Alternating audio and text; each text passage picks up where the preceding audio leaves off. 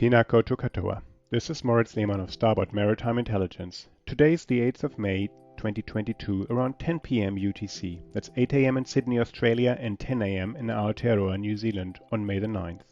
My colleagues Heather Deacon, Matt Brown and Andrew Middleditch have arrived in Sydney, Australia and are getting ready for the Indo-Pacific Maritime Expo.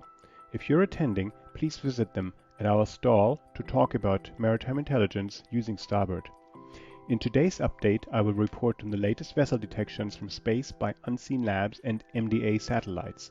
Also, now that we're 1 week into our operation, I was curious to see how the cumulative fishing activity over the last few days compares with the 2021 and 2020 activities. I will look at this using the annual return of the Japanese fishing fleet.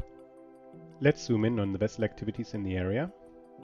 I'm setting this to show me fishing vessels only and restrict the time to the last 24 hours.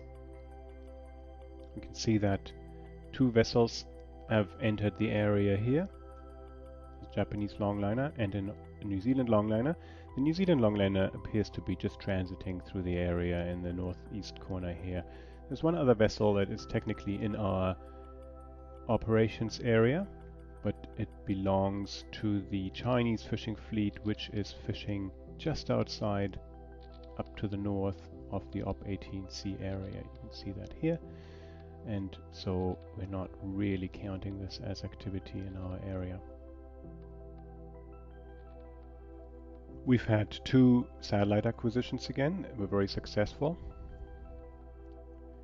We'll concentrate on our area and remove the fishing filter. And the first acquisition was a radio frequency satellite acquisition by Unseenlabs.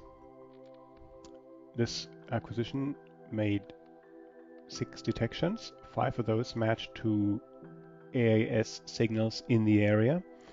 1 AIS signal was missed by this transiting longliner up here, and 1 dark detection was made, a detection that we could not match to AIS. Next detection, a few hours later,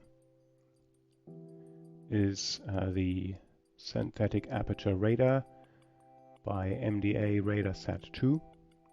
The satellite detected 8 ships, 2 of which matched the AIS signals in the area. Both of these Japanese transiting longliners here. The one that was missed by the earlier RF detection. And this makes 100% detection success here for known vessels in the area. And then there's 6 vessels, 6 detections which we could not match to AIS.